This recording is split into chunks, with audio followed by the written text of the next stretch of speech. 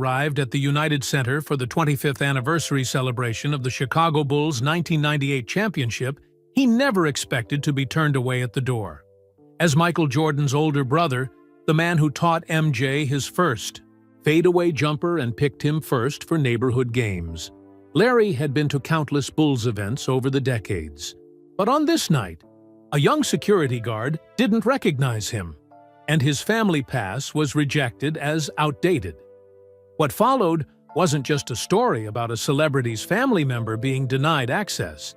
It was about how Michael Jordan, the fiercely competitive icon known for taking every slight as motivation, responded in a way no one saw coming. Rather than demanding an apology or creating a scene, MJ's response revealed the true measure of the man behind the legend, demonstrating that his greatest victory might not be any of his 6 championships, but rather the values that guided him, long after the final buzzer. Larry Jordan tugged at the collar of his dress shirt as he approached the United Center. The April evening in Chicago carried a slight chill, but it wasn't the weather making him uncomfortable. Big crowds always made Larry nervous, even after all these years of being Michael Jordan's brother. Tonight was special, though, the 25th anniversary celebration of the Chicago Bulls' 1998 championship, the last dance of their dynasty. Larry wouldn't miss it for the world. Michael had personally asked him to come. "You're my good luck charm, Larry," Michael had said on the phone last week. "Always have been." Larry smiled at the memory as he reached into his pocket and pulled out his pass. It was different from regular tickets, a small card with the Jordan family crest that Michael had designed himself years ago for family members. Larry had kept his in perfect condition all these years, protected in a special sleeve. As he approached the VIP entrance, Larry noticed something different. New metal detectors had been installed, and security guards he didn't recognize were checking passes. "Evening," Larry nodded at the young security guard whose name tag read Darnell Wilson. "Big night tonight." Darnell looked up, his face serious. "Ticket or pass, sir?" Larry handed over his family pass. "Here you go." Darnell studied the pass, turning it over in his hands with a frown. "Sir, I'm not familiar with this type of pass. Where did you get this?" "It's a family pass. My brother Michael." "Your brother Michael?" Darnell raised an eyebrow, looking Larry up and down. Larry took a deep breath. He'd been through this before. At 63, with his gray-speckled hair and glasses, he didn't look much like his famous younger brother anymore. And he'd never been one to announce his connection to Michael unless necessary. "Yes, Michael Jordan. I'm Larry Jordan, his older brother." A couple waiting behind Larry perked up at the name, whispering to each other. Larry felt his cheeks warm. Darnell shook his head. "Sir, I have a list of all approved passes for tonight's event, and this doesn't match any of them. The family passes for tonight are digital, on phones." "Digital?" Larry blinked in confusion. "No, Michael always gives us these passes. I've been using this for years. I'm sorry, sir, but we've updated all our security protocols this year. I can't let you in with this." Darnell handed the pass back to Larry. More people had gathered behind Larry now, some watching the exchange with curious eyes. A woman whispered loudly to her husband, "Does he really think he's Michael Jordan's brother?" Larry felt a knot form in his stomach. The same knot he used to feel when he was younger, standing in Michael's growing shadow. "Listen, can you call someone? Maybe Marcus Taylor? He's Michael's personal assistant. Or John Rogers from Bulls Management? They know me." Larry tried to keep his voice steady. "Sir, there are a lot of people waiting to get in. If you don't have proper credentials, I'm going to have to ask you to step aside." Darnell gestured to the growing line behind Larry. "Could I at least use your phone to call my brother?" Larry asked, reaching for his own phone only to realize with a sinking feeling that it was dead. He'd used up the battery taking photos of Chicago on his way to the arena. "Sir, please step aside. I can't give my phone to guests." Darnell's voice had taken on the firm tone of someone used to dealing with difficult situations. Larry felt the stares of everyone in line. Some looked annoyed, others embarrassed for him. A few were taking out their phones, probably to record what they thought was someone trying to sneak in by claiming to be related to Michael Jordan. "I understand," Larry said quietly, fighting to maintain his dignity. He stepped out of the line, clutching his pass in his hand. He watched as others streamed past, former players he recognized, team staff he'd met over the years, celebrities, excited for the night's celebration. None of them noticed him standing there. Larry walked over to a bench near the entrance and sat down. He stared at the family pass in his hand, running his thumb over the Jordan crest. Their father James had always told them to carry themselves with pride, to never make a scene. So, despite the knot in his stomach, Larry kept his head high.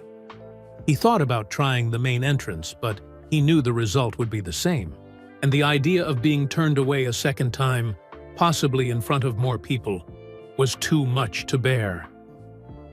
From his bench, Larry could see the massive statue of Michael outside the arena, his brother frozen mid-air, defying gravity as he had done so many times on the court. Larry had been there when they unveiled that statue in 1994. "None of this would have happened without you, Larry," Michael had whispered to him that day, away from the microphones. Larry took out his dead phone and pressed the power button, hoping for a miracle. Nothing. He looked around for a phone he could borrow, but everyone was hurrying inside, excited for the celebration about to begin. Finally, he approached a different security guard, an older man standing by a side entrance. "Excuse me, my phone died. Could I possibly borrow yours to make a quick call?" "It's an emergency," Larry said. The guard looked sympathetic. "Sorry, against policy, but there's a charging station inside the lobby if you have a ticket." "That's the problem," Larry sighed. "I can't get in." After considering for a moment, the guard pointed across the street.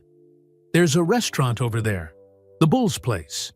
They might let you use their phone or charge yours." "Thank you," Larry nodded, appreciating the small kindness. As he crossed the street toward the restaurant, Larry glanced back at the United Center. The building glowed with red and white lights, and a giant banner of the 1998 championship team hung from the facade. There was Michael in the center, holding the trophy, surrounded by his teammates.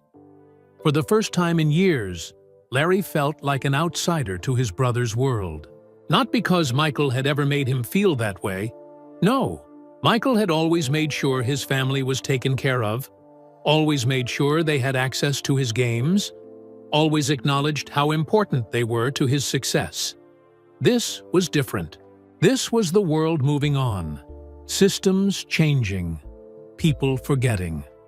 To that young security guard, Larry wasn't Michael Jordan's proud older brother who had taught him his first jump shot.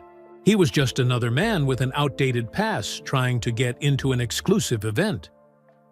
Inside the Bull's Place restaurant, Larry asked to use their phone. He dialed Michael's number from memory and waited as it rang 3 times before going to voicemail. "Hey, Mike, it's Larry.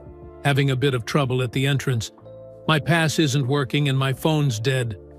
No big deal, but if you get this message..." Larry paused, not wanting to bother his brother on such an important night. "Actually, don't worry about it. I'll figure something out. Congrats on tonight." He hung up and thanked the restaurant host. Rather than wait outside in the cold, Larry decided to get a table. Maybe he could watch some of the celebration on the TV screens inside. Or maybe he'd just go back to his hotel. As he settled into a booth with a view of the United Center across the street, Larry couldn't help but wonder if Michael would notice his empty seat. He always did. Even in a crowd of thousands, Michael Jordan could spot his family in the stands. It was like he drew strength from knowing they were there. Larry ordered a coffee and watched the people streaming into the arena, all of them excited to celebrate his brother's legacy. And despite everything, despite sitting alone in a restaurant, instead of being inside for the celebration, Larry felt a swell of pride. That was his little brother they were all there to honor. His little brother who had changed the game forever. And no pass, no security guard, no mix-up could ever change that. As Larry sipped his coffee, his mind drifted back to Wilmington, North Carolina, 1975. The Jordan family home on Ogden Avenue wasn't fancy, but it had the one thing Larry and Michael valued most: a cement backyard with a basketball hoop their father James had installed. It was a hot summer day, the kind that made the cement shimmer with heat waves. 15-year-old Larry dribbled, the worn basketball, the steady thump echoing through the yard. 12-year-old Michael watched from the porch steps, his legs too short to reach the ground. "Come on, Mike, your turn," Larry called, waving his younger brother over. Michael jumped up, bouncing over to the makeshift court. Even then, there was something different about the way Michael moved, a natural grace that made Larry shake his head in wonder. "Show me that move again," Michael said, his eyes focused on the ball in Larry's hands. Larry demonstrated his fadeaway jumper, the one he'd been practicing all summer for his high school team. "It's all in the legs, Mike. You jump back away from your defender, create space." Michael nodded seriously, taking mental notes. Everything about basketball was serious to him, even at 12. "Let me try," Michael said, grabbing the ball from Larry's hands. Larry watched as his little brother attempted the move. Michael's first try was awkward. His small body couldn't generate the same power or height. But there was that determination in his eyes. "Not bad," Larry said. "But you gotta push off harder with your back foot." From the porch door, their father James appeared, still in his work clothes from the General Electric plant. "You boys still at it?" he called, his voice carrying the gentle authority that commanded respect in the Jordan household. "Yes, sir," they answered in unison. James walked over, his work boots heavy on the cement. "Let me see what you're working on." Larry and Michael took turns showing their father the fadeaway. James nodded, his arms crossed over his chest. "Larry, good form." "Mike, you're rushing it." James put his hand on Michael's shoulder. "Remember what I always tell you? Hard work beats talent when talent doesn't work hard," Michael recited. "That's right." James looked between his sons. "And you both got talent. But God helps those who help themselves." Those words would become like gospel in the Jordan household. Their father wasn't a man of many words, but when he spoke, the boys listened. As the afternoon sun began to set, neighborhood kids started gathering for the daily pickup game.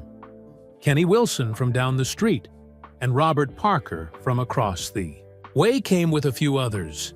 "Choosing teams," Kenny announced, as the unofficial leader of these games. "Larry, you're captain. Robert, you too." Larry stepped forward, knowing he'd get first pick. He was the best player on his high school team, already getting attention from college scouts. "I pick Mike," Larry said, pointing to his brother. "The other," kids groaned. "Come on, Larry. He's too small," Kenny complained. "He's my brother," Larry replied simply. Michael beamed, trying to stand taller. But Kenny was right. Michael was small for his age, a late bloomer who hadn't hit his growth spurt yet. The game started, and Larry quickly realized his team was at a disadvantage. Michael tried hard, but couldn't keep up with the older boys. When they fell behind by 8 points, Larry saw the frustration building on Michael's face. During a water break, Michael approached Larry, his voice low so the others couldn't hear. "Don't pick me next time if I'm making your team lose," he said. Larry looked at his brother, surprised by the maturity in his eyes. "Mike, winning today doesn't matter. Getting better does. But you always want to win," Michael countered. Larry couldn't argue with that. The Jordan competitive streak ran deep. "Tell you what, for the next point, I'll get you the ball right under the basket. You just be ready." When the game resumed, Larry drove toward the hoop, drawing the defenders. At the last second, he passed to Michael, who stood unguarded near the basket. Michael caught the ball and made the easy layup. "Nice shot, Mike," their father called from where he watched on the porch. The look on Michael's face, pride mixed with growing confidence, stuck in Larry's memory all these years later. After they lost the game, the other kids headed home for dinner. But Michael stayed on the court. "I'm gonna practice more," he told Larry. "It's almost dark, Mike. Just a little longer." Their mother, Dolores, called from the house. "Dinner in 5 minutes. You boys wash up." "You heard, Mom," Larry said. "Besides, we can practice tomorrow." Michael reluctantly followed Larry inside, but not before taking one more shot, a perfect swish through the net. That night after dinner, Larry found Michael sitting on their shared bedroom floor, cutting pictures of basketball players from magazines. "Who's that?" Larry asked, pointing to a player Michael had carefully cut out. "David Thompson," Michael answered. "He plays for NC State. Dad took me to see him play last year, remember? He can really fly," Larry remembered. Their father had only had 2 tickets to that game. He'd chosen to take Michael while Larry stayed home with their sisters. It had been the first time Larry realized that his little brother's love for basketball might run even deeper than his own. "You think I'll ever be that good?"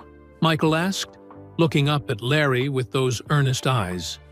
"Maybe," Larry said, thinking of how much Michael had already improved just that summer. "But you gotta grow some more first, shrimp." Michael threw a pillow at him, and soon they were wrestling across the bedroom floor, their mother's voice calling up to settle down.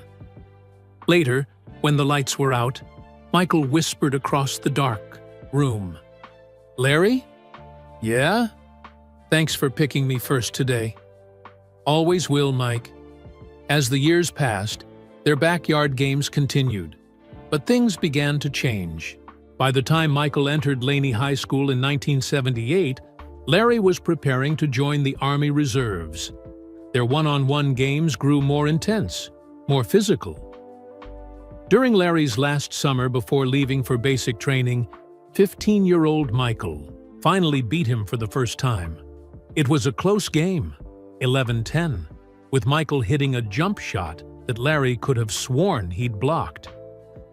"No fair," Larry complained. "You're getting too tall."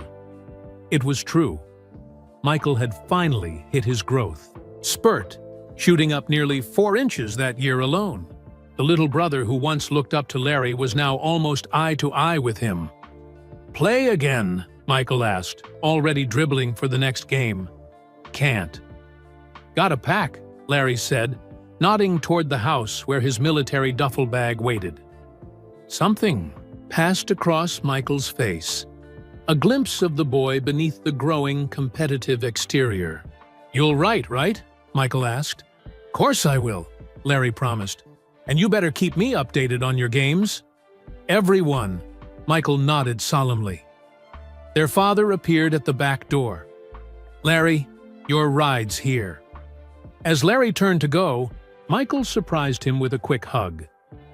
"I'm gonna be better than you when you get back," he said. Larry laughed. "You can try." What neither of them said out loud was how much things would change. How much they would both change. How their paths would diverge in ways they couldn't imagine that summer day in Wilmington. Larry looked out the restaurant window at the United Center, now glowing brightly against the darkening Chicago sky. He hadn't known back then that his little brother would become the Michael Jordan, that the fadeaway jumper he'd taught Michael would become one of the most famous moves in basketball history. All he'd known was that his brother loved the game as much as he did, maybe more. And now here he was, shut out of the celebration of his brother's greatest achievements. The irony wasn't lost on Larry. He'd never been jealous of Michael's success, only proud.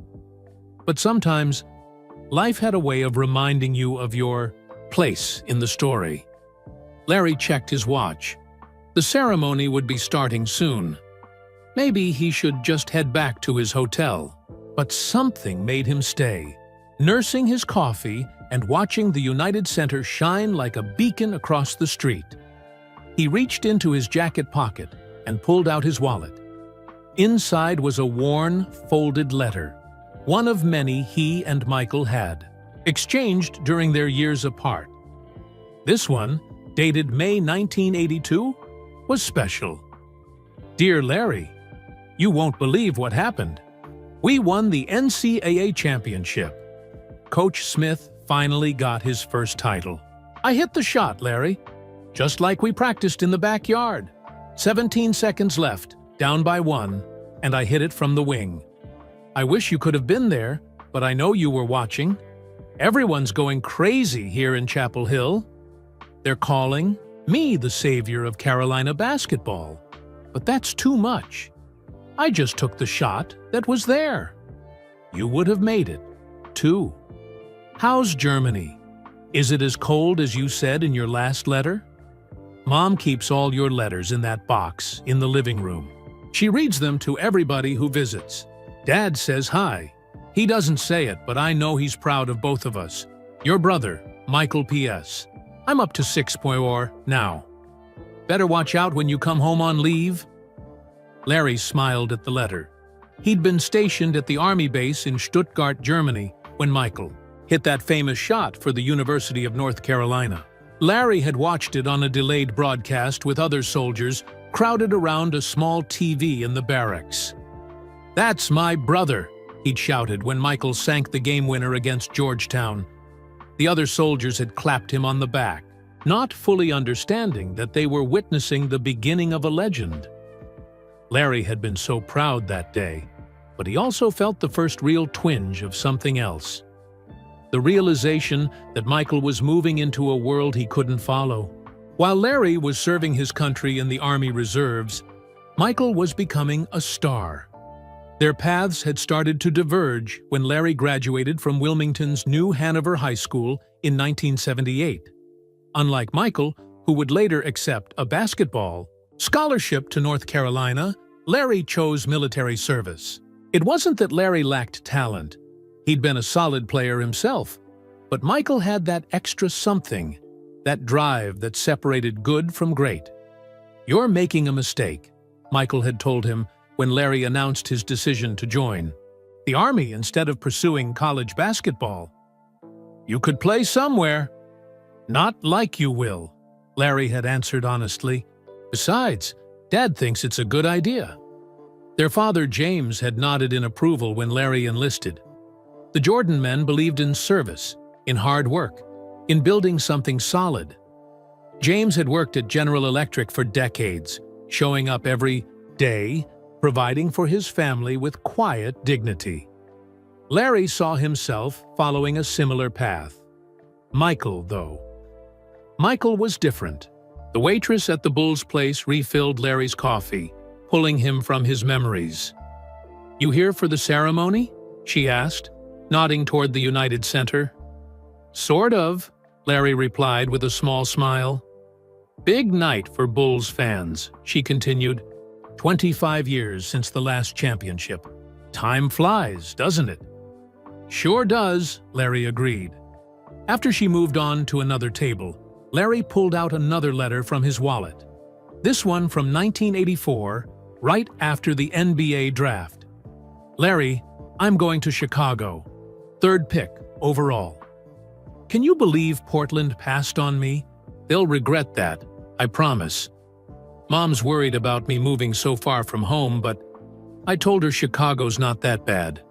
Cold, but I'll get used to it. The Bulls aren't great right now, but that's going to change. How's Sergeant Jordan doing? Mom showed me the picture you sent in your uniform. You look like Dad. I've got to find an apartment in Chicago. Wish you could come help me look. But I know you've got responsibilities. Maybe you can visit once I'm settled. Your brother, Michael, the PE. Bulls had been terrible before Michael arrived. A struggling franchise in a city dominated by the Bears, Cubs, and White Sox. But Michael changed all that. Larry remembered visiting Chicago for the first time in 1985, standing in the old Chicago Stadium, amazed at how the crowd reacted to his little brother. "That's Air Jordan," people would shout as Michael soared through the air. The nickname had caught on quickly. Larry had been serving as a sergeant by then, based back in the States, but still committed to his military career. During his leaves, he would try to catch Michael's games when possible. Sometimes Michael would leave tickets for him, and Larry would sit quietly in the stands, just another fan to most people. After one of those games, they'd gone to dinner at Michael's favorite Chicago restaurant. "How's the team at Fort Bragg?" Michael had asked between bites of steak. "Good men," Larry answered. "Staff Sergeant Williams retired last month. They gave me some of his responsibilities." Michael nodded, but Larry could tell his mind was elsewhere. "We're getting close," Michael said suddenly. "The team, I mean. We're not there yet, but we're getting closer. Coach Collins has us playing better defense." Larry recognized the look in his brother's eyes, the same intense focus he'd had as a kid shooting hoops until their mother forced them inside for dinner. "You'll get there," Larry had said simply, and Michael had. First, with the breakthrough. Against the Cavaliers in 1989, the shot over Craig Elo that Larry had watched from his living room, jumping up so suddenly he'd knocked over his coffee table. Then, the first championship in 1991, ending the Pistons' reign and beginning the Bulls' dynasty. Through it all, Larry had lived his own life. He'd finished his military service with honors, moved back to North Carolina, started coaching youth, basketball. He'd married his high school sweetheart Teresa and had 2 children of his own. He built a good, solid life, the kind their father would have approved of. Michael, meanwhile, had become larger than life. Not just a basketball player, but a global icon. His face on billboards, his shoes on feet around the world, his name synonymous with excellence. It was strange watching your little brother become arguably the most famous athlete on the planet. When Larry would visit Chicago during those championship years, he'd occasionally get recognized, not as Larry Jordan, but as Michael's brother. At first, it had stung a little, but Larry came to appreciate his unique perspective. He knew the real Michael, not just the Air Jordan that the world saw. He knew the boy who had practiced relentlessly in their backyard, who had written those earnest letters, who still called their mother every Sunday without fail. One memory stood out from all the rest. After their father James was murdered in 1993, a random act of violence that shattered their family, Michael had called Larry first. "I can't believe he's gone," Michael had said, his voice breaking over the phone. For once, the world's greatest. Basketball players sounded small, vulnerable. "I know," Larry had replied, his own grief caught in his throat. "I know." They had supported each other through that dark time, their shared loss bringing them closer despite their different lives. When Michael shocked the world by retiring to play baseball, Larry was one of the few who truly understood why. Their father had loved baseball, had dreamed of his sons playing it. Larry pulled himself back to the present, realizing his coffee had gone cold. Through the restaurant window, he could see more limousines arriving at the United Center. The celebration would be starting any minute. He thought about trying Michael's phone again, but decided against it. This was Michael's night to celebrate with his teammates, to remember their historic achievements. Larry didn't want to distract him with something as trivial as a mix-up at the entrance. Besides, they would laugh about this tomorrow. That was the thing about brothers.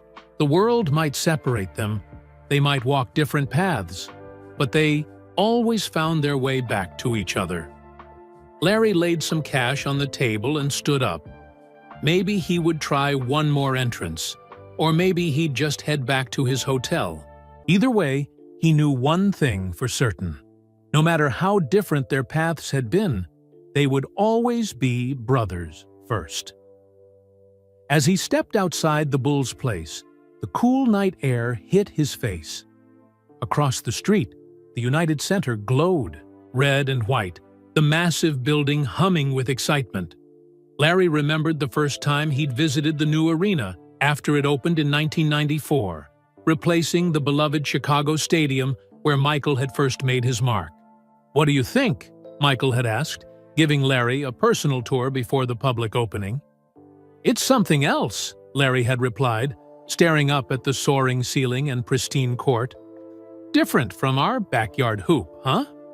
Michael had laughed. Standing here now, shut out of that same arena, Larry couldn't help but reflect on the strange journey his life had taken as Michael Jordan's brother. Most people thought being Michael Jordan's brother would be easy, a life of privilege and reflected glory. They didn't understand what it was like to stand in the shadow of greatness, to have your own identity constantly defined by someone else's achievements. Larry had experienced it countless times over the years. The whispers when he entered a room, the double takes when people heard his last name, the inevitable question, any relation to? At a youth basketball tournament in Charlotte about 10 years ago, Larry had been coaching his team of 12-year-olds when a parent from another team approached him. "You're Larry Jordan?" the man had asked, his eyes widening. "Michael Jordan's brother?" "That's right," Larry had nodded, used to the reaction. "Wow, must be tough being his brother. I mean, he's the greatest ever and all." The man had looked at Larry with a mixture of curiosity and pity, as if being related to greatness was somehow a burden. Before Larry could respond, one of his players had tugged at his sleeve. "Coach Jordan, can you show me that move again? The crossover you taught us yesterday?" "Sure thing, DeAndre," Larry had said, turning away from the parent and focusing on his team. That was the thing most people missed. While Michael soared through the air in packed arenas, Larry had found his own purpose on dusty community courts and in high school gyms. He didn't have his brother's supernatural talent or worldwide fame, but he had something else, the ability to connect with kids who needed guidance, to teach them not just basketball, but life lessons. In many ways, Larry had become more like their father, steady, reliable, a quiet presence making a difference without fanfare. Michael had once told him, "You got Dad's patience. I never had that." Larry started walking, not toward the hotel or the arena, but just to clear his head. He passed a group of fans wearing Bulls jerseys, all with the number 23, all rushing toward the United Center's main entrance. One of the things Larry had learned early was how to deal with the questions. People always wanted to know what Michael was really like, as if the person they saw winning championships and starring in commercials was somehow different from the real man. "He's just my brother," Larry would usually say with a shrug. "Id" was both the simplest and most honest answer. But that never satisfied people. They wanted stories, insights, secrets. They wanted a piece of Michael that nobody else had. After the Bulls won their first championship in 1991, the requests had started pouring in. People Larry barely knew would call asking for signed merchandise, tickets to games, or just the chance to meet Michael. Distant relatives suddenly remembered family connections. Old high school classmates reappeared with business proposals. Larry had tried to shield Michael from the worst of it, but it was like trying to hold back the ocean with a broom. The price of Michael's fame was the loss of normal relationships, the constant suspicion about people's motives. Through it all, Larry had maintained his own course. He'd built a reputation as one of the best youth coaches in North Carolina, focusing on developing players who might not have natural talent but were willing to work. In 2000, he'd established a small basketball camp, using some of the techniques he and Michael had learned from their father. Michael had offered to fund the camp, to put his name on it, to bring in NBA players as guest coaches. "I appreciate it, Mike, but I need to do this my way," Larry had told him. Michael had looked surprised, then understanding dawned in his eyes. "This is your thing." "Yeah, it is." Michael had respected that, had stepped back and let Larry build something that wasn't in the shadow of the Jordan brand. It was one of the many moments when Larry was reminded that beneath the global icon was still his brother, the same brother who understood the importance of making your own way. Larry paused at a crosswalk, looking back at the United Center. He thought about the family pass in his pocket, the one that hadn't worked tonight. Michael had created those passes years ago, after their mother Dolores had been stopped by security at a playoff game. "Nobody's stopping my family from seeing me play," Michael had declared, working with Bulls management to create special passes that would guarantee entry for the Jordan family at any time. Those passes had meant more to Larry than Michael probably realized. They weren't just plastic cards with the family crest. They were symbols of belonging, of connection. They meant that no matter how big Michael got, no matter how many millions of people claimed a piece of him, his family still had a special place. And now, somehow, those passes had become obsolete. Technology had moved on. Digital tickets had replaced them. Progress, they called it. Larry felt for his phone in his pocket, still dead. If he could just charge it, he could call Michael directly. But part of him hesitated. Michael had enough.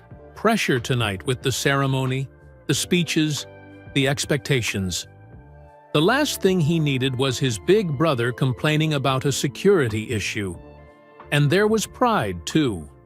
The same stubborn Jordan pride that had fueled Michael's legendary competitiveness. Larry didn't want to be the brother who couldn't handle himself, who needed Michael to swoop in and fix his problems.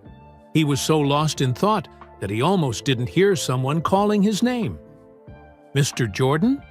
Larry Jordan?" Larry turned to see a young woman approaching, maybe in her early 20s, wearing a Bulls staff jacket. "Yes?" he responded cautiously, used to being approached by strangers, but always a bit wary. "I'm Sophia Williams. I work for the Bulls community relations team," she explained, slightly out of breath. "I recognized you from the youth coaching summit last year. You gave a talk about developing fundamentals in young players." Larry nodded, surprised. Most people only recognized him because of Michael. "I saw you earlier at the VIP entrance," she continued. "There seemed to be some trouble?" "My pass didn't work," Larry explained simply. Sophia's face fell. "I'm so sorry about that. The new security system. We should have made sure everyone had the updated passes." She hesitated. "I was going to say something, but by the time I got approval to help, you were gone." "It's okay," Larry assured her. "These things happen." "No, it's not okay," Sophia insisted. "Your brother has done so much for this organization, and so have you with all your community work." She reached into her jacket and pulled out a digital pass card. "I brought this for you. It's a special staff override. It'll get you in through any entrance." Larry took the card, touched by the gesture. "Thank you, Sophia. I appreciate it. The ceremony's already started, but you haven't missed much," she added. "Just some introductions." As they walked back toward the arena together, Sophia asked, "Is it hard, being Michael Jordan's brother?" It was the question Larry had been asked hundreds of times, but something about her genuine curiosity made him consider his answer more carefully than usual. "It's not hard being his brother," Larry said finally. "Michael's a good brother. Always. Has been. What's hard sometimes is being seen only as Michael Jordan's brother. Like that's my entire identity." Sophia nodded thoughtfully. "I think I understand. It's like you're standing in his shadow." "I used to think of it that way," Larry admitted. "But shadows aren't always bad things. Sometimes they provide a different perspective, a different kind of clarity. Michael's in the spotlight. I can see things from the shadows that he can't always see." They reached the VIP entrance where Larry had been turned away earlier. The same security guard, Darnell, was still there, now looking uncomfortable as he recognized Larry. "Mr. Jordan, he began. "It's fine," Larry said, holding up the pass Sophia had given him. "No hard feelings." As Darnell scanned the pass and the door opened, Larry turned back to Sophia. "Thank you again." "Enjoy the ceremony, Mr. Jordan," she smiled. "Your seat is right next to your brother's." Larry nodded, taking a deep breath as he stepped into the United Center. The familiar sounds and smells of the arena welcomed him.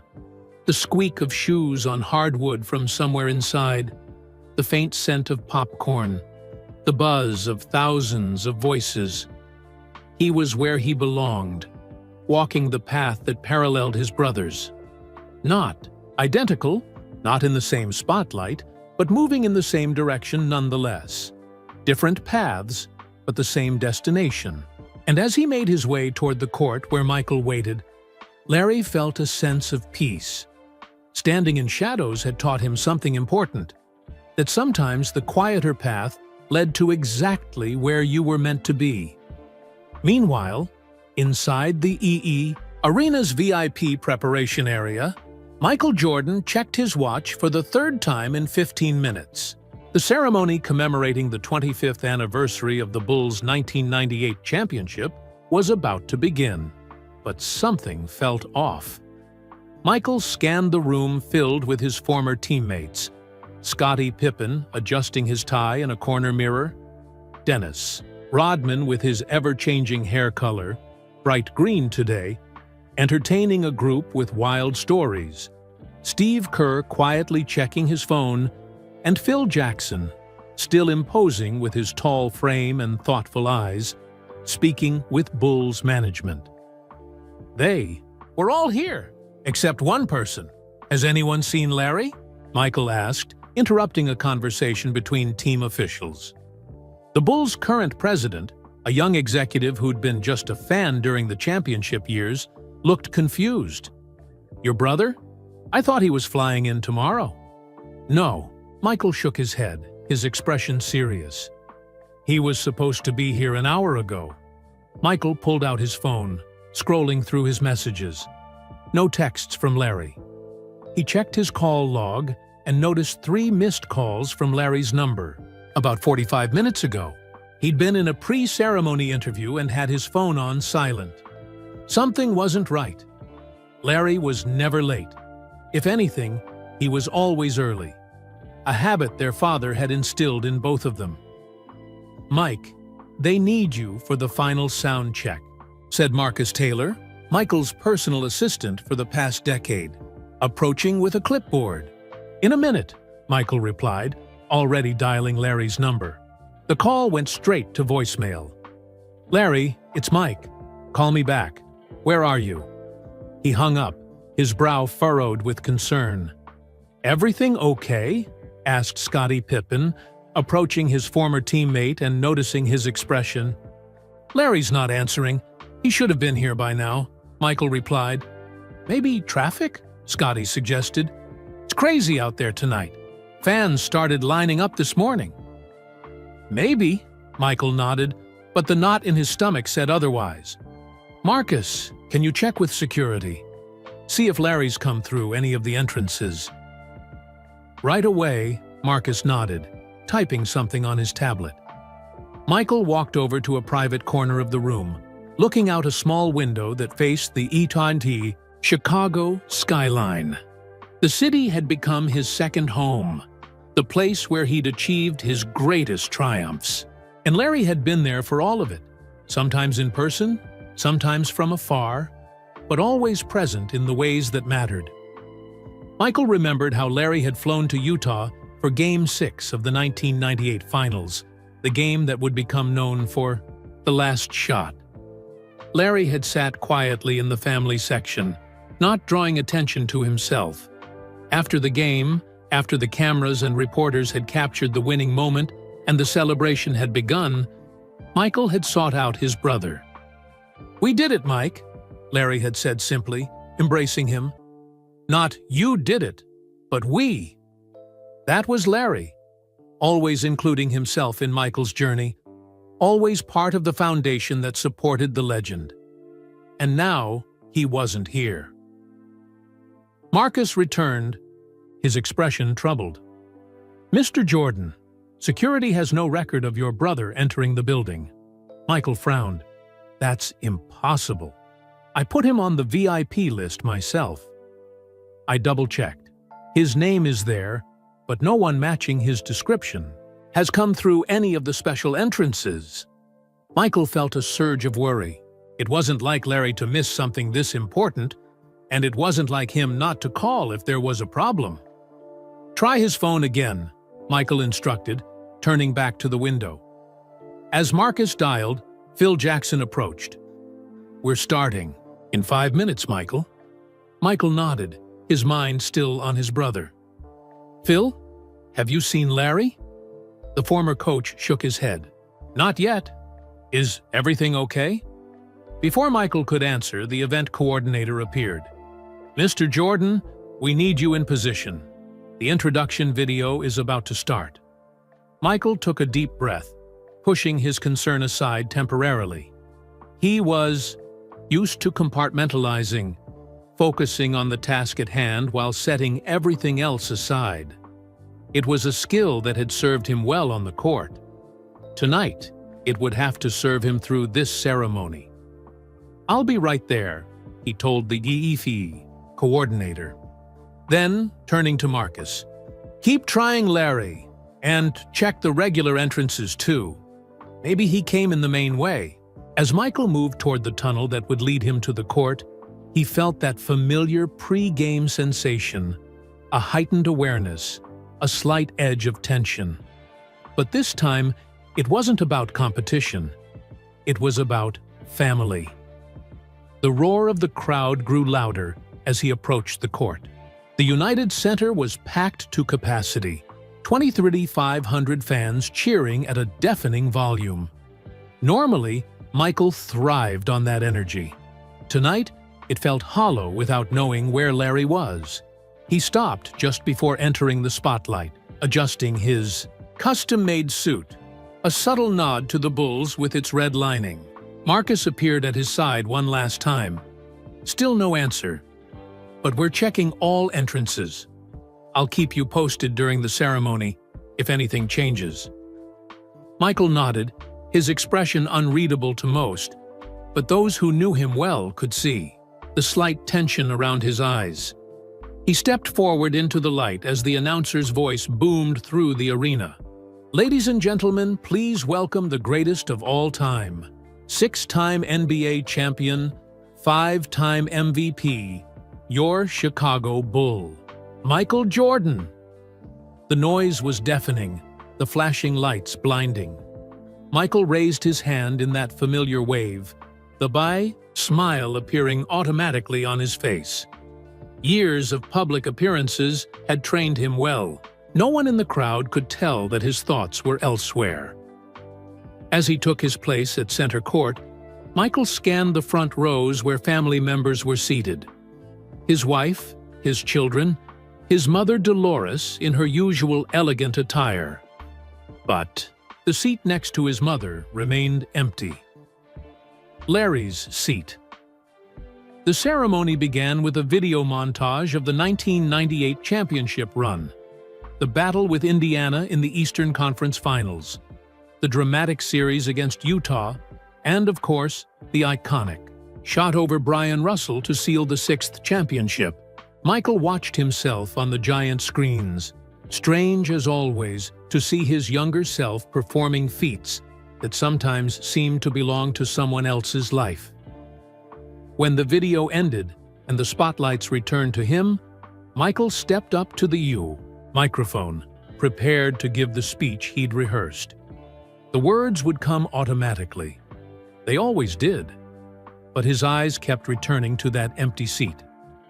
As the ceremony continued, with various teammates taking turns sharing memories, Michael checked his watch discreetly. Nearly an hour had passed since he'd tried to call Larry back. The knot of worry in his stomach tightened. During Scottie Pippen's speech, Marcus approached from the side of the stage, whispering something to one of the event staff, who then walked over to Michael. "Mr. Jordan," the staff member said quietly, leaning in so only Michael could hear. "Your assistant asked me to let you know they still haven't located your brother." Michael nodded slightly, his expression unchanging for the benefit of the cameras trained on him. But inside, his concern was growing into genuine worry. Where was Larry? And what could have happened to keep him away on a night this important? As Dennis Rodman wrapped up his colorful speech, which had been edited twice by Bulls PR staff before the event, Michael stood to applaud with the rest of the audience. But his mind was racing through possibilities. Had Larry's flight been delayed? Was he stuck in traffic? Had there been an accident? The last thought sent a chill through Michael that had nothing to do with the arena's air conditioning. When it was Michael's turn to speak, he approached the microphone with the same confidence he'd shown throughout his career. No one in the crowd could detect his concern. That was another skill he'd perfected over years in the spotlight. The ability to shield his private thoughts from public view. 25 years ago, he began, his deep voice echoing through the United Center. We accomplished something special together, not just as a team, but as a city. The words flowed smoothly, just as they had during rehearsal. Michael spoke about dedication, about teamwork, about the journey that had led to that sixth championship. But as he spoke, he caught sight of his mother's face in the front row, her eyes occasionally drifting to the empty seat beside her. Dolores Jordan had always been the heart of their family, strong, steady, unwavering in her support. Michael could read the worry in her eyes now, the same worry he felt.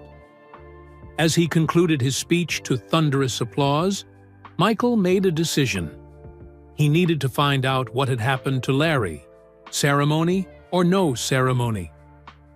While the spotlight shifted to a special musical performance, Michael slipped backstage where Marcus waited. "Anything?" Michael asked, his voice tense. "Nothing yet," Marcus replied. "I've checked with every entrance. His name is on the list at all of them, but no one's seen him." "What about his hotel? Have you called there?"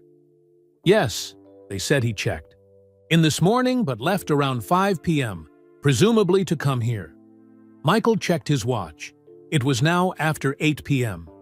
3 hours. Where could he be for 3 hours? "Should I call the police?" Marcus asked hesitantly. "Not yet," Michael decided. "Let me try something first." He pulled out his phone and opened a special app, one that few people knew about. Years ago, after a series of concerning incidents with overzealous fans, Michael had convinced his immediate family members to install a location-sharing app. It was a precaution they rarely used, valuing their privacy, but it existed for emergencies. Michael tapped on Larry's icon, but the app showed his location as unavailable. "His phone must be off," Michael muttered. Or dead, Marcus suggested. Battery could have died. Check the local hospitals, Michael instructed, his voice dropping, just to be safe. As Marcus stepped away to make the calls, Steve Kerr appeared.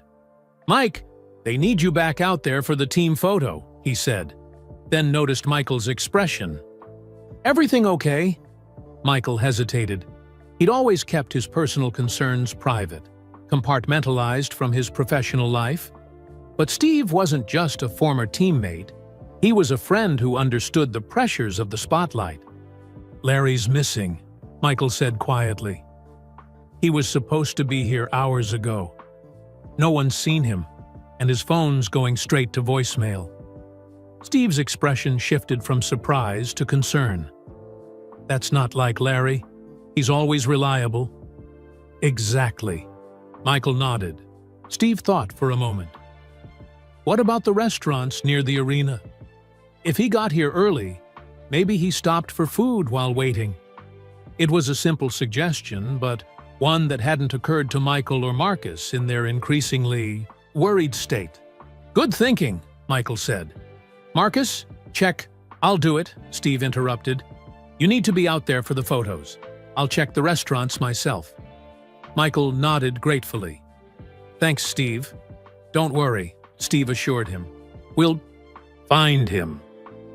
Michael returned to the court for the team photos, positioning himself in the center of his former teammates, the place he'd always occupied. The photographers called for smiles, for poses with the championship trophy that had been brought in for the occasion. Michael complied automatically, his game face on, the one that revealed nothing of his inner thoughts. As the photos wrapped up, Michael spotted Marcus signaling to him from the sideline. He excused himself and walked over. "Hospitals are clear," Marcus reported. "No one matching Larry's description has been admitted today." Michael felt a small wave of relief, quickly replaced by renewed confusion. If Larry wasn't injured, where was he? The ceremony continued with a special presentation from the current Bulls team, honoring the legacy of the '98 championship squad. Michael watched from his seat, applauding at the appropriate moments, but his eyes kept drifting toward the entrance tunnels, hoping to see his brother walking in late. During a video montage, his mother leaned over. "Any word from Larry?" she asked softly. "Not yet, Mom, but we're looking." Dolores patted his hand. "He'll be here. Your brother wouldn't miss this." "I know," Michael agreed. That was exactly what worried him. As the formal part of the ceremony concluded and the event shifted to a more casual reception on the court, Michael found himself surrounded by well-wishers, former NBA players, celebrities, team executives. He shook hands and exchanged pleasantries, but his attention remained divided.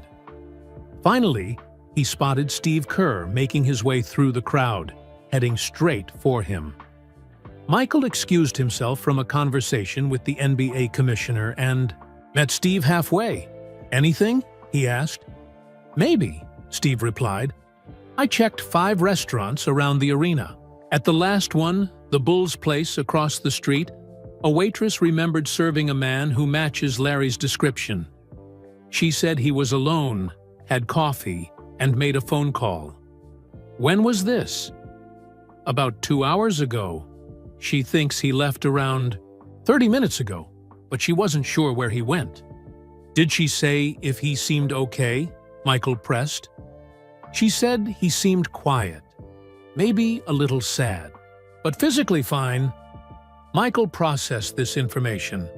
Larry had been near the arena, alone, trying to make a phone call. The pieces weren't quite connecting yet, but it was something. "Mike," Marcus called, approaching quickly. "I just got some news from security. They reviewed the camera footage from the VIP entrance. Larry was there, about 2.5 hours ago." "He was here?" Michael's voice sharpened. "Then where is he now?" "That's the thing," Marcus continued. "He wasn't let in. There seems to have been some kind of issue with his pass." Michael felt a sudden chill, followed by a familiar heat, the same heat that had fueled him during the most competitive moments of his career. "What do you mean, some kind of issue?" he asked, his voice dangerously calm. "I don't have all the details yet, but it looks like his pass wasn't accepted. The security footage shows him walking away." Michael stood perfectly still, absorbing this information. His brother, the person who had been there from the beginning, who had taught him his first basketball moves, who had supported him through every triumph and challenge, had been turned away from Michael's own celebration. The thought was almost incomprehensible. "Find out exactly what happened," Michael instructed, his voice controlled but intense. "And find Larry. Now!" As Marcus hurried away, Phil Jackson approached, his observant eyes taking in the situation. "Family issue?" he asked quietly. Michael nodded. Larry was turned away at the entrance. His pass didn't work. Phil's eyebrows rose slightly, the closest he typically came to showing surprise. "That's unfortunate. What can I do to help?" "Finish out the ceremony," Michael decided. "I need to find my brother." Phil nodded, understanding as always. Family first, Michael. Always. It was something Phil had preached throughout their years together. That basketball was important, but family was sacred. It was one of the many reasons Michael respected him. As Michael prepared to leave the reception, Rachel Nichols from ESPN approached with a camera crew. "Michael, we're live in 30 seconds for your exclusive interview," she said brightly. Michael looked at her, then at the exit, weighing his options. The interview had been arranged months ago, promised to the network as part of the anniversary coverage. "I need to reschedule," he said firmly. Rachel's professional smile faltered. "But we're about to go live to millions of viewers. We've been promoting this all week." Michael met her gaze. "Something more important has come up." Before she could respond, Marcus returned, his expression urgent. "Mr. Jordan, we found out what happened. Security has identified the guard who turned your brother away. His name is Darnell Wilson." Michael nodded, his decision made. "Where is he now?" "Security office, near the west entrance." "Bring him to the private lounge," Michael instructed. "I want to hear exactly what happened." As Michael turned to leave, Rachel called after him. "Michael, please, just 5 minutes for the interview." But Michael Jordan was already walking away, his focus singular as it had always been when something truly mattered. The celebration could wait. The interviews could wait. Right now, nothing was more important than finding his brother and making things right. Michael moved through the corridors of the United Center with purpose, nodding briefly to those he passed, but not stopping. The United Center had always been his arena, the place where his legend had grown, where banners bearing his number hung from the rafters. Tonight, it felt different. Tonight, it felt like the building itself had betrayed him by turning away his brother. Marcus kept pace beside him, typing rapidly on his tablet. "Security is bringing Darnell Wilson to the lounge as requested. I've also sent people to check the Bulls' place again and the surrounding blocks." "Good," Michael replied, his voice tight. "And my mother?" "Phil Jackson is keeping her company, keeping things normal. She knows we're handling it." Michael nodded. Phil would understand how to manage the situation discreetly. The last thing he wanted was for his mother to worry more than necessary. They reached the private lounge, a luxurious space normally reserved for the highest-level Bulls executives and special guests. Tonight, it would serve a different purpose. "Tutwatsifif, this Darnell arrives," Michael said to Marcus. "I want you to record everything he says. Not on video, just audio. I want a record." "Of course!" Marcus nodded, slightly surprised by the request, but not questioning it. Michael paced the room while they waited, his mind racing through the possibilities of what might have happened. Larry was not confrontational by nature. If his pass had been rejected, he would have tried to explain, but he wouldn't have made a scene. That was never his style, which meant something else had gone wrong, something that had made Larry walk away rather than insist on his rightful place. The door opened and a young security guard entered, escorted by the head of arena security. Darnell Wilson looked 2D2, be in his mid-20s, tall and fit, his uniform pressed and proper. Right now, however, he looked like he might be sick. "Mr. Jordan," the head of security began, "this is Darnell Wilson. He was working the VIP entrance earlier tonight." Michael nodded, studying the young man's face. "Thank you for coming, Darnell. I understand you had an interaction with my brother this evening." Darnell swallowed visibly. "Yes, sir, Mr. Jordan. I didn't realize it was your brother at the Twig time." "Why don't you tell me exactly what happened?" Michael said, gesturing to the chairs. "Have a seat." It wasn't a request. Darnell sat on the edge of the chair opposite Michael, his posture straight, eyes darting nervously between Michael and Marcus, who had positioned himself near the door. "Start from the beginning," Michael prompted, his voice calm but carrying that unmistakable intensity that had intimidated countless opponents on the court. "I was at the VIP entrance, checking passes," Darnell began, his voice slightly unsteady. "It was busy, a lot of people coming in at once. This gentleman, your brother, he presented a pass I wasn't familiar with." "What kind of pass?" Michael asked. "It was a physical card, with some kind of family crest on it.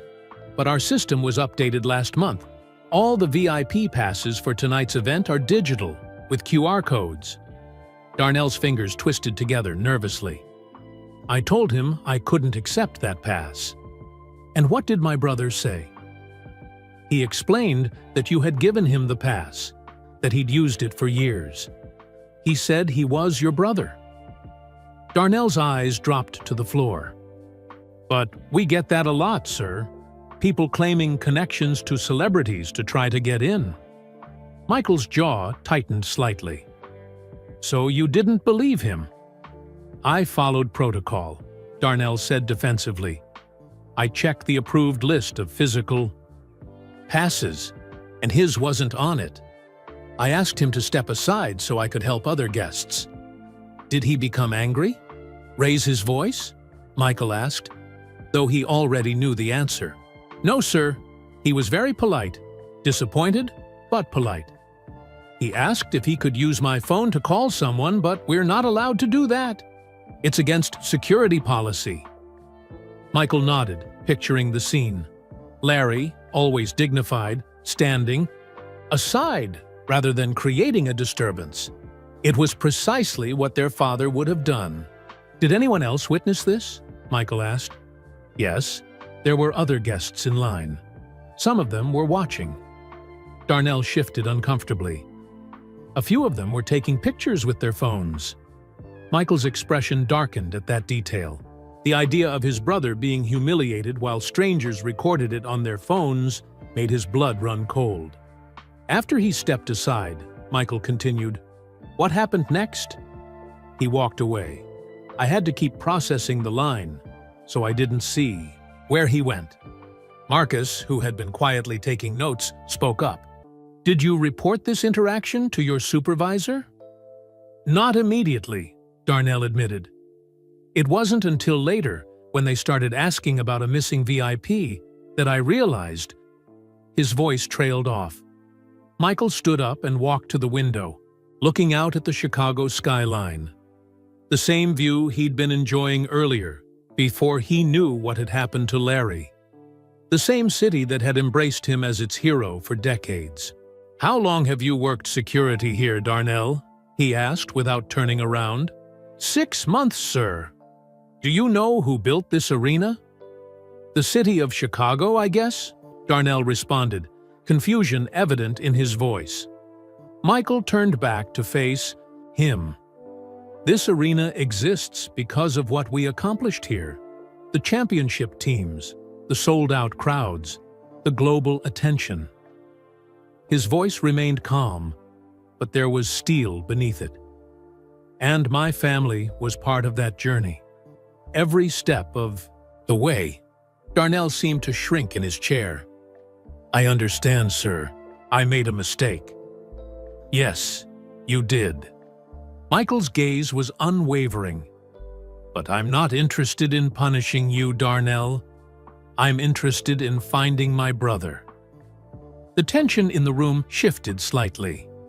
Tell me about yourself, Michael said, surprising everyone present. You have family? Darnell blinked, caught off guard by the question.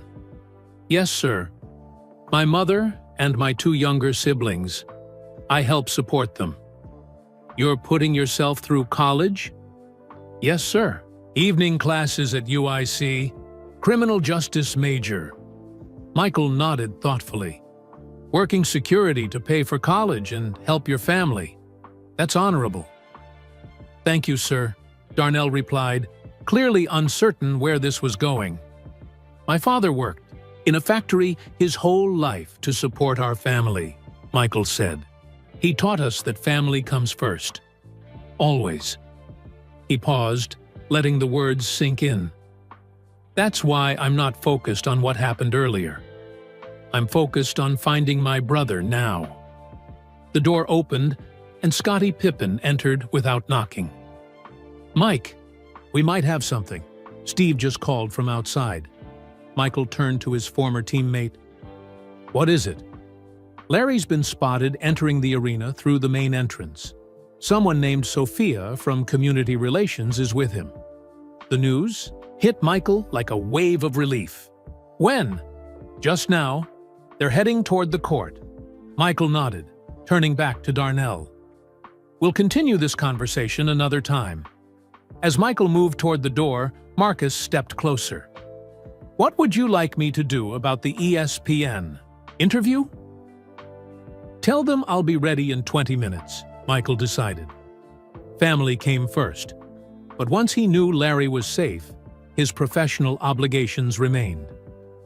Michael paused at the door, looking back at Darnell, who remained seated, his expression a mixture of relief and lingering anxiety. Darnell, Michael said, his voice softer now. Mistakes happen. It's what we do after them that defines us. With that, Michael left the room, Scottie falling into step beside him as they headed toward the main arena. Is he okay? Scottie asked. I'll know when I see him, Michael replied. As they approached the court, the sounds of the reception grew louder. Music, laughter, the buzz of conversation. The celebration continued, unaware of the drama that had unfolded on its periphery. Michael scanned the crowd, looking for his brother. His eyes found his mother first, still seated in the family section, now smiling at something Phil Jackson was saying. She looked more relaxed, which suggested she'd received news about Larry. Then he spotted them, Larry and a young woman in a Bulls staff jacket, making their way along the edge of the court. Larry looked tired, but otherwise fine. The sight of his brother, safe and finally in the right place, released a tension Michael hadn't fully acknowledged he was carrying. There he is, Scottie said, pointing unnecessarily. I see him. Michael nodded. Thanks, Scottie. Want me to give you 2 a minute? Please. As Scottie peeled away, Michael stood watching his brother for a moment longer.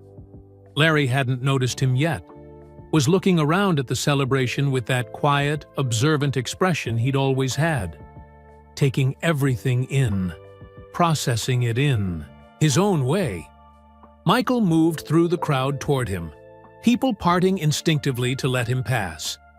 As he drew closer, Larry finally looked up and saw him. Their eyes met across the remaining distance, and a silent understanding passed between them. the kind that only exists between brothers who have shared a lifetime of experiences, both public and private. Larry Jordan was safe. He was here, and now Michael could finally address what had happened, not just with words, but with actions. Michael weaved through the crowd, nodding briefly to those who tried to stop him for handshakes or photos. For perhaps the first time in his public life, he ignored the cameras tracking his movement, his focus singular and unwavering. When he reached Larry, Michael didn't speak immediately. Instead, he placed a hand on his older brother's shoulder, a simple gesture that carried the weight of their shared history. "You made it," Michael said finally, his voice low enough that only Larry could hear. Larry nodded, a small smile crossing his face. "Better late than never." The young woman in the Bulls staff jacket stood nearby, watching their reunion with a mixture of relief and professional satisfaction. "This is Sophia Williams," Larry explained. "She works in community relations. She recognized me from a coaching summit last year and helped me get in." Michael turned to Sophia, his expression warming. "Thank you for helping my brother." "Of course, Mr. Jordan," Sophia replied. "It was the least I could do. Your brother has done amazing work with youth basketball programs." Michael noticed how she had recognized Larry for his own accomplishments, not just as Michael Jordan's brother. It was a small detail, but a meaningful one. "Could you give us a minute?" Michael asked. "Absolutely," Sophia nodded, stepping away, discreetly. Once they were alone as two people could be in an arena filled with celebrities and cameras, Michael guided Larry toward a quieter corner near the tunnel entrance. "I tried calling you," Larry said. "Your phone went to voicemail." "I know. I saw the missed calls later. I'm sorry." Michael rarely apologized, but with family, the rules were different. "What happened at the entrance?" Larry shook his head slightly. "It's not a big deal, Mike. Just a misunderstanding. My pass didn't work, and my phone died, so I couldn't call you directly."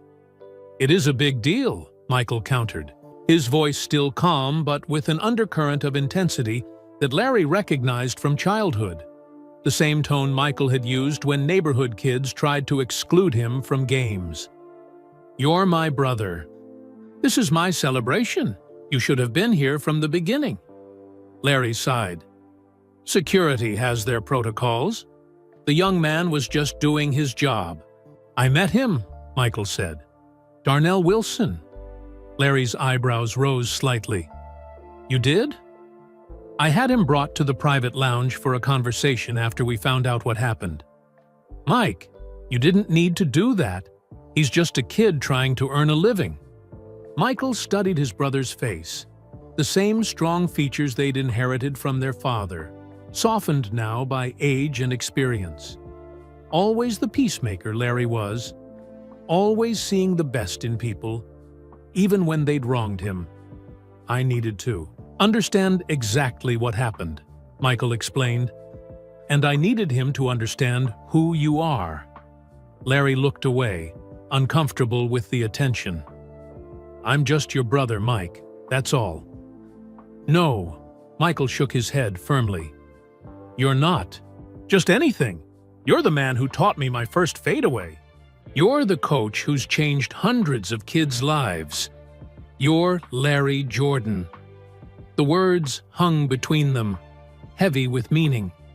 Michael had spent his life in the spotlight, while Larry had built a quieter legacy. But in Michael's eyes, they stood as equals, two brothers who had traveled different paths but carried the same values. "I hear you've been making quite a name for yourself with that youth program," Michael said, changing the subject slightly. "Trying to," Larry nodded. "We've got 20 kids now who might have college potential. Not all of them have natural talent, but they've got heart. Just like someone else I know," Michael smiled. "Remember Kenny Wilson from down the street? Always picked you first for teams, even though I complained. Larry chuckled. Kenny had good judgment. I was taller back then. But I worked harder, Michael countered with his familiar competitive glint. Always did, Larry agreed. Their mother approached, her face lighting up at the sight of her two sons together. Larry, you're here?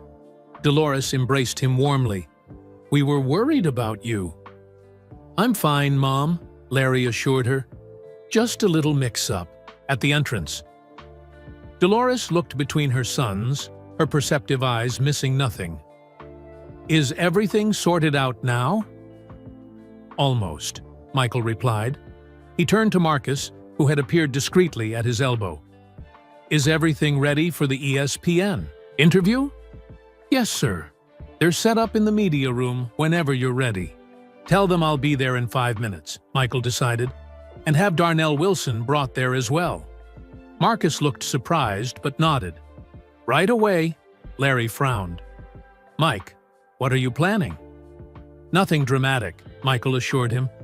Just making things right. Dolores touched her younger son's arm. Michael, remember what your father always said about forgiveness. I remember, Mom. Michael nodded. I also remember what he said about respect. Their father James had been a man of firm principles.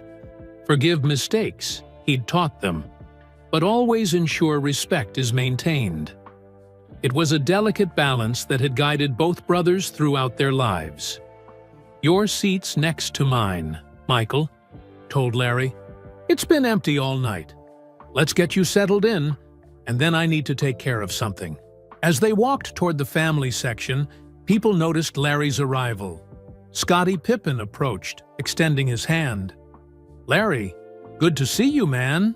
We were starting to worry. Thanks, Scottie. Good to see you, too.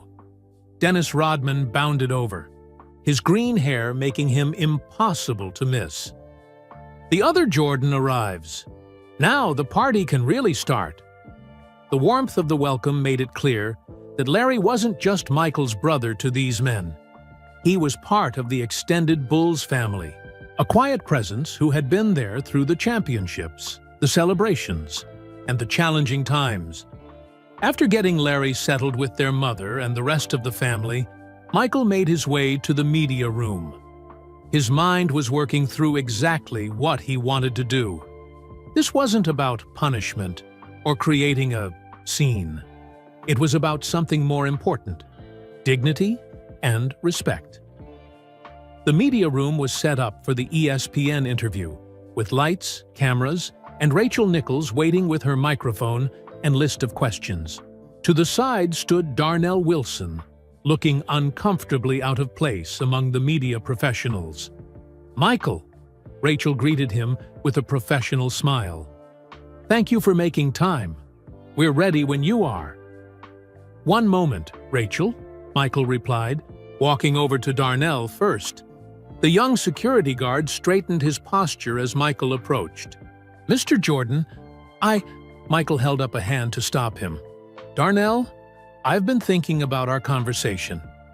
Yes, sir. You made a mistake tonight, but as I said before, we all make mistakes. What matters is what comes next. Michael's voice was low but clear. I was in your position once, young, trying to prove myself, following the rules as I understood them. Darnell listened intently, surprise evident in his expression. You're working security to put yourself through college. To help your family, Michael continued. I respect that. My father did the same. Worked hard to give his children opportunities. Thank you, sir, Darnell managed. Here's what's going to happen, Michael said. You're going to join me for this interview. You're not going to be fired or punished. Instead, you're going to help me make a point about something important. Darnell's eyes widened. An interview? On ESPN? With you? Not the whole interview, Michael clarified. Just a moment at the beginning. Can you do that? Yes, sir. If that's what you want. Michael nodded, then turned to Rachel, who had been watching the exchange with professional curiosity. "Rachel, I'd like to make a small adjustment to our interview," he said. "Of course," she replied, though her expression showed slight concern. "What did you have in mind?" "I want to start by introducing Darnell here. He's going to help me tell a story about family and second chances." Rachel, ever the professional, quickly adjusted. "That sounds compelling. We can absolutely make that work." As the camera crew made the necessary arrangements, Michael took a moment to center himself. This wasn't the dramatic confrontation many might have expected from the famously competitive Michael Jordan. There would be no public dressing down, no demand for apology, no flexing of celebrity power. Instead, he was choosing a different path, one that would teach a lesson while preserving dignity for everyone involved. It was the path his father would have chosen. "We're ready, Mr. Jordan," the producer called. "Live in 30 seconds." Michael took his position beside Rachel, gesturing for Darnell to stand nearby. 3, 2, 1. "I'm here with Michael Jordan at the 25th anniversary celebration of the Chicago Bulls' historic 1998 championship," Rachel began, her voice polished and enthusiastic. "Michael, thank you for joining us during this special night." "Thank you for having me, Rachel," Michael replied.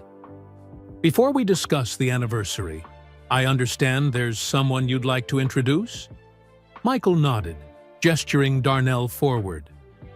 "This is Darnell Wilson. He works security here at the United Center. Earlier tonight, he was following protocol when my brother Larry arrived with an outdated pass. As a result, my brother was initially unable to join our family for tonight's celebration." A flicker of nervousness crossed Darnell's face as the camera turned toward him. "Darnell was doing his job," Michael continued, his voice measured and clear. "But tonight reminded me of something important that I learned from my father. That family comes first, and that how we handle our mistakes matters more than the mistakes themselves." Rachel, sensing the significance of the moment, asked, "And your brother is here now?" "Yes," Michael nodded. "He's with our mother and the rest of the family, where he belongs." Michael turned slightly toward Darnell, including him in the conversation. "Darnell here is working his way through college, supporting his family while he does it. He represents the next generation of young people trying to build something meaningful with hard work and dedication. I respect that." Darnell swallowed visibly, clearly moved by Michael's words. "So tonight isn't just about celebrating a championship from 25 years ago," Michael concluded. "It's also about recognizing the importance of family, second chances, and treating each other with dignity, even when things don't go as planned." Rachel, ever the skilled interviewer, recognized the power of the moment. "That's a beautiful perspective, Michael. Thank you for sharing it with us tonight." With a nod from the producer, Darnell was guided off camera, and the interview continued, with its planned questions about the anniversary celebration. But the message had been delivered, not with confrontation or drama, but with something far more powerful: grace. And from his seat in the family section, watching the interview on one of the arena's giant screens, Larry Jordan nodded in quiet approval. His little brother had learned well the lessons their parents had taught them long ago in that modest home in Wilmington. Some confrontations didn't need raised voices or public shame. Some confrontations could be won with dignity and wisdom. And sometimes, the most powerful response was not what people expected, but what they needed. After the ESPN interview concluded, Michael made his way back to the family section. The celebration was in full swing now, music playing, highlight videos on the massive screens, former players mingling with fans and sponsors. But for Michael, the most important part of the night was still to come. Larry stood as his brother approached, a quiet pride in his eyes. "That was something else, Mike." "Did I embarrass you?" Michael asked, with a hint of a smile. "A little," Larry admitted. "But it was the right kind of embarrassing." Their mother patted the empty seat beside her. "Sit down, Michael. You've been running around all night." Michael settled between his mother and brother, feeling a sense of completeness that had been missing throughout the evening. For all the championships, the MVP awards, and the global fame, nothing quite compared to the simple feeling of sitting with family. "I heard about the restaurant across the street," Michael said to Larry. "You should have called from there." "I did," Larry reminded him. "Your voicemail picked up." "Right," Michael nodded. "Sorry about that." "It's fine. It all worked out." Michael studied his brother's face. "You really weren't going to try another entrance? You were just going to go back to your hotel?" Larry shrugged. "Didn't want to make a scene. You know how Dad always said, 'Carry yourself with dignity.'" They both said simultaneously, then smiled at the shared memory. Dolores shook her head fondly. "Your father would be proud of both of you tonight." For a moment, they sat in comfortable silence, watching the celebration continue around them. On the court, Dennis Rodman was attempting to teach Steve Kerr some dance move, while Phil Jackson watched with his characteristic bemused expression. "Remember when we used to watch Bulls games on that small TV in the living room?" Larry asked. "Before you were drafted?" "You always said they needed better defense," Michael recalled. "And look what happened when they got it." Larry smiled. 6. Championships. A Bulls staff member approached their section. "Mr. Jordan, they're requesting your presence at center court for the final presentation." Michael nodded. "I'll be right there." Then, turning to Larry, "Come with me." "That's your spotlight, Mike. I'm fine right here." "I'm not asking," Michael said, standing and extending his hand. "It's time people saw us together." After a moment's hesitation, Larry took his brother's hand and stood. Together they made their way down to the court, people parting to let them through, whispers following in their wake. "Is that Michael's brother?" "That's Larry Jordan. I heard what happened at the entrance earlier." The current Bulls owner was at center court with a microphone, preparing to make the final presentation of the evening. He looked surprised when Michael approached with Larry at his side, but quickly adjusted. "Ladies and gentlemen, Michael Jordan and his brother Larry." "Jordan!" The crowd erupted in applause. Most were cheering for Michael, of course, but there was a special warmth when Larry's name was announced, perhaps because of the ESPN interview that had just aired throughout the arena, or perhaps simply because people recognized the importance of family to their basketball hero.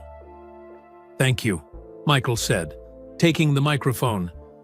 "Tonight has been about celebrating what we accomplished 25 years ago. It's been about remembering the hard work, the dedication, and the brotherhood that made those championships possible." He looked out at his former teammates, scattered throughout the crowd. "When we talk about brotherhood in sports, we're usually talking about teammates. And those bonds are real and important." Michael turned slightly toward Larry. "But tonight, I'm reminded that there's another kind of brotherhood that's even more fundamental, the kind that starts in backyards with hand-me-down basketballs and makeshift hoops."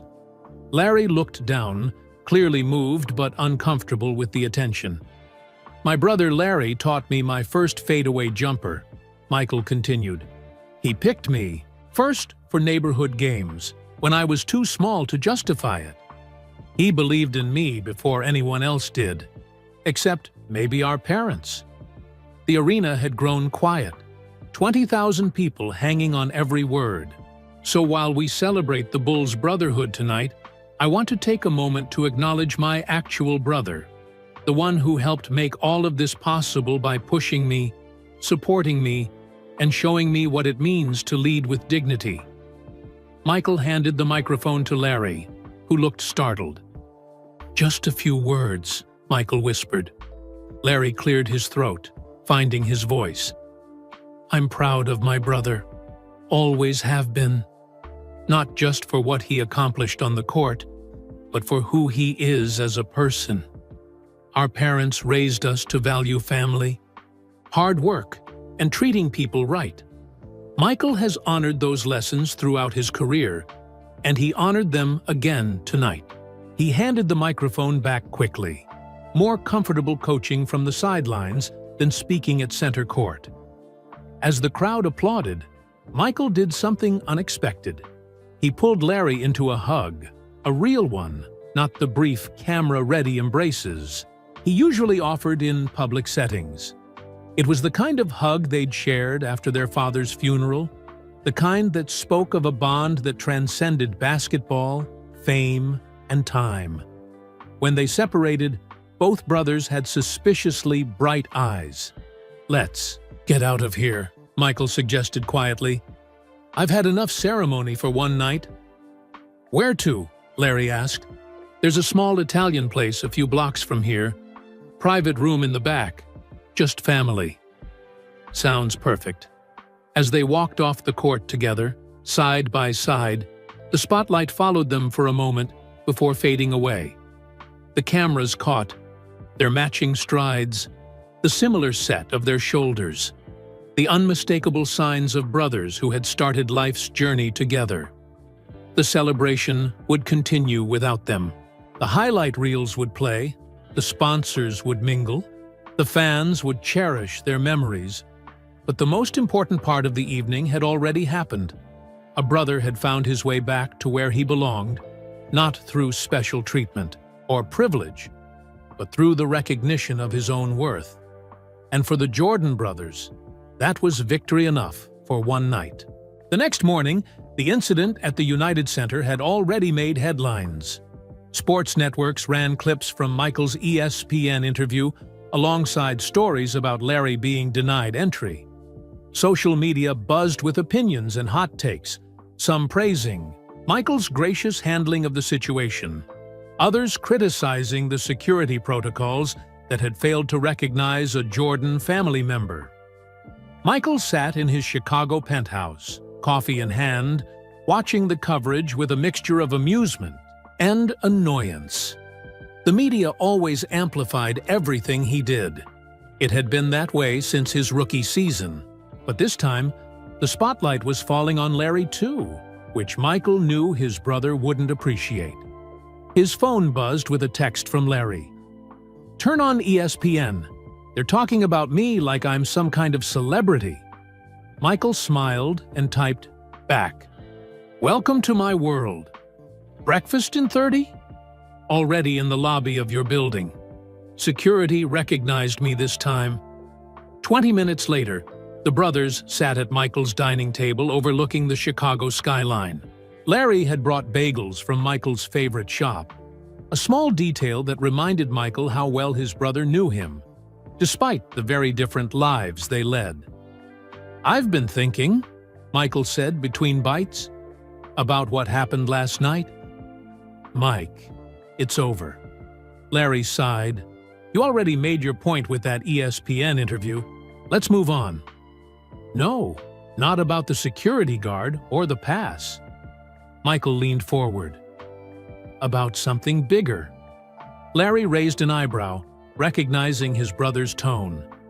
It was the same one Michael had used before announcing his first comeback, before launching his shoe brand, before every major decision he'd ever made.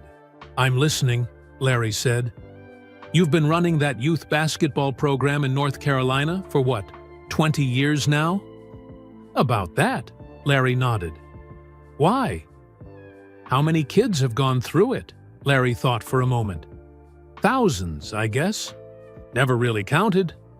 "And how many have gotten college scholarships?" "A few hundred. Not all for basketball. Some academic." Michael nodded, processing this information. "You've been doing good work, Larry." Important work. But you've been doing it in church gymnasiums and community centers. Those places need me, Larry shrugged. That's where the kids are. What if you had a real facility? Michael asked. State-of-the-art courts, training equipment, classrooms for tutoring? Larry set down his coffee cup. That would be something, but places like that cost millions. I know, Michael said simply. The implication hung in the air between them. Larry shook his head slowly. Mike, you've already done enough. The foundation work, the donations. You don't need to build me a facility. Not for you, Michael corrected. For the kids. And not just in North Carolina. Here in Chicago, too. Larry studied his brother's face, recognizing the determination there. When Michael Jordan set his mind to something, it happened. Period. You're serious about this? I had Marcus working on it all night, Michael confirmed. We've already identified a location on the south side. 10 acres, old warehouse district that's been sitting empty for years. We can break ground next month. Larry leaned back in his chair, momentarily overwhelmed. This is your response? To a security guard not recognizing me? Michael smiled. No.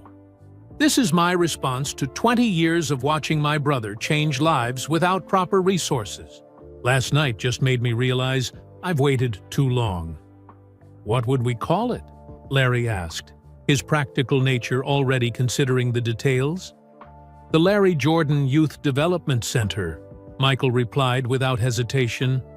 No, Larry shook, his head firmly. If you're funding it, it should have your name. It's not negotiable, Larry. Your name, your program, your vision. Before Larry could argue further, Michael's assistant Marcus knocked and entered with a tablet in hand. Mr. Jordan, I have the preliminary renderings from the architect, and the Bulls ownership group is on board with the partnership we discussed. They're ready for a call whenever you are. Thank you, Marcus. Give us a few more minutes. After Marcus left, Larry looked at his brother with newfound understanding. You were going to do this anyway, weren't you? Before last night. Michael's smile was answer enough. Maybe. But last night clarified some things for me. Such as? Such as the fact that you've spent your life standing in my shadow when you should have been standing in your own spotlight. Michael's voice grew serious. And the fact that family passes can be upgraded or replaced, but family legacies need to be built. Larry looked out at the Chicago skyline, imagining a building with his name on it, filled with young people getting the same kinds of opportunities and guidance that he and Michael had received from their parents.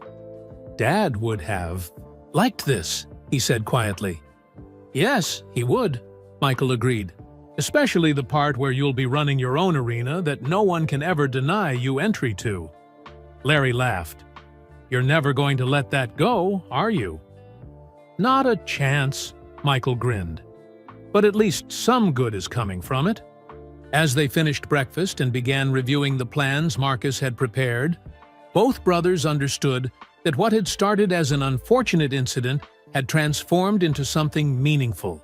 Not just a response to a single night's indignity, but a permanent legacy that would benefit generations of young people. For Michael Jordan, who had built a career on turning setbacks into motivation, it was the perfect response. Not loud or angry or vengeful, but purposeful and lasting. And for Larry Jordan, who had spent a lifetime teaching young people to believe in themselves, it was the perfect validation of his own path. Sometimes the most powerful responses weren't about making noise or seeking attention. Sometimes they were about building something that would stand long after the headlines had faded and the social media chatter had moved on to the next controversy. Sometimes the best response was creating a door that would always remain open. 1 week later, under a bright Chicago sun, a crowd gathered on the city's south side. The vacant warehouse district that had stood empty for years was now filled with people, cameras, and a sense of anticipation. A large sign covered by cloth stood at the center of the gathering, waiting to be unveiled. Michael Jordan stood at a podium, dressed in a perfectly tailored suit, looking out at the assembled audience. Media outlets lined the back, their cameras trained on the basketball legend. In the front rows sat children from local schools and community programs, their eyes wide with excitement. Beside Michael stood Larry, looking slightly uncomfortable in his own suit, but standing tall nonetheless. Their mother Dolores sat in the front row, elegant as always, pride evident in her smile. "Thank you all for coming today," Michael began, his deep voice carrying across the crowd. "When I was growing up in Wilmington, North Carolina, my father James always told us that true success isn't measured by trophies or money. It's measured by the impact you have on others." He gestured to the vacant buildings behind him. "This site will soon be transformed into a state-of-the-art youth development center. But before I reveal the name and details of this project, I want to share a story with you." The crowd grew quiet, hanging on Michael's words as they always did. Last week, during the Bulls' championship anniversary celebration, something unexpected happened. My brother Larry was denied entry to the United Center because his pass wasn't recognized. A murmur ran through the crowd. The story had been all over the news, but hearing it directly from Michael gave it new weight. Many people asked me afterward, "What did you do about it? Did you get the security guard fired? Did you demand an apology?" The truth is, I did something much better. I listened. Michael turned slightly toward his brother. "I listened to Larry talk about the youth basketball programs he's been running for decades. Programs that have helped thousands of kids find their path, not just in basketball, but in life. Programs that have been operating in whatever gyms and community centers he could find." Larry shifted his weight, his eyes now fixed on the ground. He'd never been comfortable with praise, especially public praise. "When I was 12 years old," Michael continued, "Larry taught me how to do a fadeaway jumper in our backyard. He picked me first for neighborhood games when I was too small to deserve it. He believed in me before anyone else did. And for the past 20 years, he's been doing the same thing for kids across North Carolina and beyond." Michael paused, looking out at the children in the audience. Every successful person has someone who opened a door for them at a crucial moment. For me, that person was my brother Larry. He gestured to the cloth-covered sign. So today, I'm not just announcing a new building. I'm not just revealing another project with my name on it. I'm opening a door that will never close. A door to opportunity, to mentorship, to growth. Michael nodded to an assistant, who handed him a cord attached to the cloth covering. "It's my honor to announce the Larry Jordan Youth Development Center, which will open its doors 1 year from today."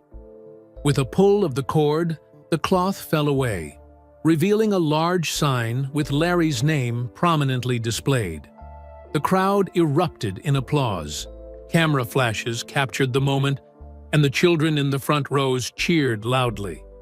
Larry stared at the sign, momentarily frozen. His name, not Michael's, would be on the building. His vision, not Michael's, would shape its programs. Michael stepped back from the podium, gesturing for Larry to take his place. After a moment's hesitation, Larry approached the microphone. "I'm not much for speeches," he began, his voice quieter than Michael's but no less sincere. "I've spent most of my life coaching from the sidelines, not standing in the spotlight." He looked out at the children in the audience. "But the one thing I've learned from all my years of coaching is that everyone has potential. Everyone deserves a chance to discover what they're capable of."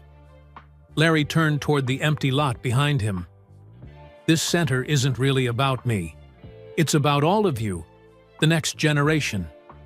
It's about creating a place where you'll always be welcome, where you'll always belong. As Larry continued speaking, now more confident, Michael watched his brother with quiet satisfaction. This was the Larry he knew. Passionate about youth development, clear in his vision, strong in his convictions. The only difference was that now others would see it too. After the ceremony concluded and the crowd began to disperse, a familiar face approached the Jordan brothers.